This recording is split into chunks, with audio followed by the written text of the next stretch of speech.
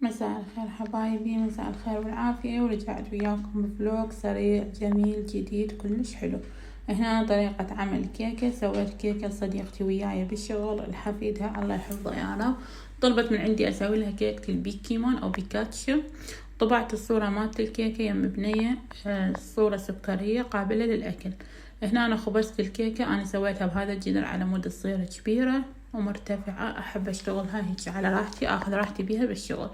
هذه الصورة مثل ما تشوفون حضرتها هنا. حضرت المواد اللي راح أشتغل بيها. هنا أنا استخدمت 3 أنواع شوكولاتة وكريمة بيضة وحدة للصقر راح أستخدمها.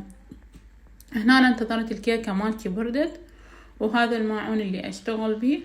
وبلشت هنا قلبت الكيكة بالأطراف أنا خالة ورق الزبد، لهذا صار هيك شكلها. ارتفاعها كلش حلو، اسفنجية مثل ما تشوفون، سهلة وسريعة وما أخذت وقت. يعني طريقة عمل الكيكة الاسفنجية منزلتها بكذا فيديو، تقدرون ترجعون على القناة وتشوفوها. أتمنى من عندكم الدعم حبايب والاشتراك بالقناة. هنا قطعت الكيكة مالتي 3 قطع مثل ما تشوفون. البياض مالتها كلش حلو والاسفنجية مالتها تخبط. هنا أنا هو الطفل حبها كلها تكون شوكولاتة، حبيت أخلي كريم مالت الشوكولاتة مثل ما احنا بإذنه. وهنا أنا استخدمت هذا البطل مالت الشوكولاتة، رشيته على الكيكة، وبعدين جبت كريمة الشوكولاتة بلشت أحشي بالكيكة مالتي. طريقة كل سهلة وما تاخذ من عندنا أي وقت مثل ما تشوفون. التزيين مو مضبوط 100% يعني الكيك الشوكولاتة.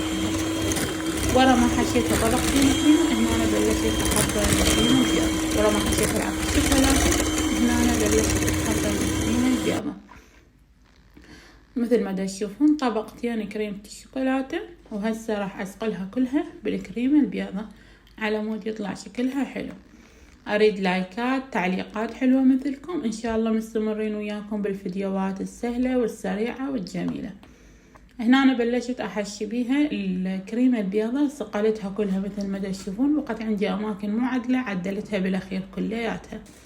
هنا أنا ثبتت الصورة مال بيكاتشو، قطعتها وثبتتها بهذا الشكل. وهنا أنا هذني الصفر عجينة السكر من التدي سعرها 1 يورو. فتحتها وقطعتها مالت الكريمة سويتها على شكل دوائر صغيرة وثبتتها على الكيكة. وهنا أنا قلم أحمر كتبتها ببيونتي دامي، هو اسم الطفل. هنا أنا حطيت لكم شوية من الصور اللي اشتغلتها. وهذا هذه كانت نهاية الكيكة، وهذا صار شكلها. الطعم كان كلش طيب وهواية شكرتني. وهنا أنا خليتها بالكرتونة وغلفتها وأخذتها وياي على الشغل، وقدمت الهيا بكل حب وسويتها. أترككم بأمان الله.